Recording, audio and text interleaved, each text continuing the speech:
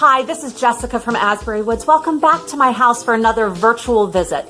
Now today, I'm just going to share some tips and tricks that I've learned as I have done some backyard wildlife photography. Now, I am not a professional photographer, and so this will not be a highly technical virtual visit. There are a lot of amazing photographers in our area who would be able to give you some tips on the technical aspects of taking photography.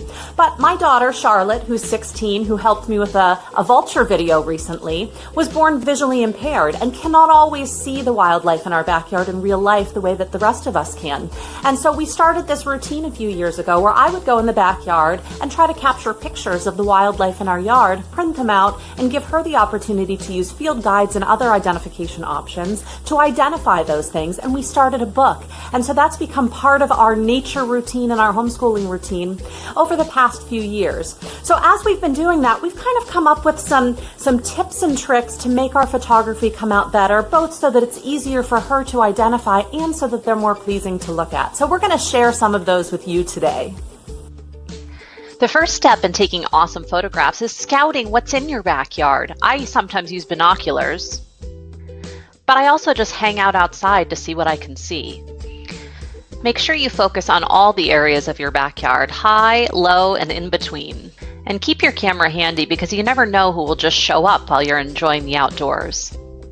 One thing you want to pay attention to is the direction of your light source. We never want to take photographs directly into the sunlight because that'll cause glare, but we also want to be careful of shadowing. Here you'll see I took a picture of my beehives, and the bees, which should be the focus, are kind of hidden in the shadow. And this photograph that I took of the muskrat is poorly lit as well because you can see my shadow as I'm taking the picture, and you're not able to see very many of the features on the muskrat. And when it's dark, sometimes you'll be able to use your flash, but other times it'll be a little too harsh for what you're photographing.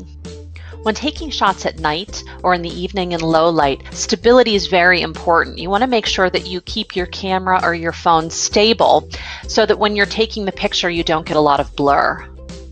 Spend some time learning about the behaviors of the wildlife in your backyard. The more time you spend watching, the more you'll learn their routines and be able to be around for those perfect shots.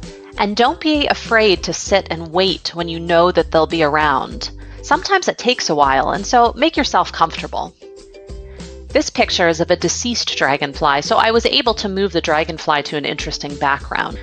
Most of the time, however, we're going to want to keep a safe distance from any creature that could harm us or that we could do harm to. Also, make sure to keep your eye out for interesting textures, both on animals and on plants and fungi around. When taking visually pleasing photos, blank space is important. While this leaf would be interesting as a photograph, the blank space gives it a little something extra. Also, don't be afraid to try different perspectives. This photo was taken from down below where I was crouching, whereas this picture of a frog was taken from above, so that you can get the interesting textures on his back. And the number one tip is don't get discouraged if you miss the perfect shot. The beautiful thing about digital photography, whether with your phone or a camera, is that you can take lots and lots of pictures and only keep the good ones. A great way to practice is on some of the not so wild creatures in your backyard, whether it's a cat, a dog, or like these, my backyard chickens. I hope you enjoy taking pictures of creatures in your backyard just as much as we do. Thank you so much for joining us today on this virtual visit. I hope you're able to use some of our tips and tricks to take some really cool pictures of the awesome creatures in your yard, and that you're able to come up with some tips and tricks of your own to make it really special. If you do capture some awesome photos, please share them with us at Asbury Woods, either on social media or by emailing them to us. So until we get together at the Nature Center soon when we get to open, please stay safe, stay healthy, get outside and get some fresh air, and I'll see you back here for more virtual visits.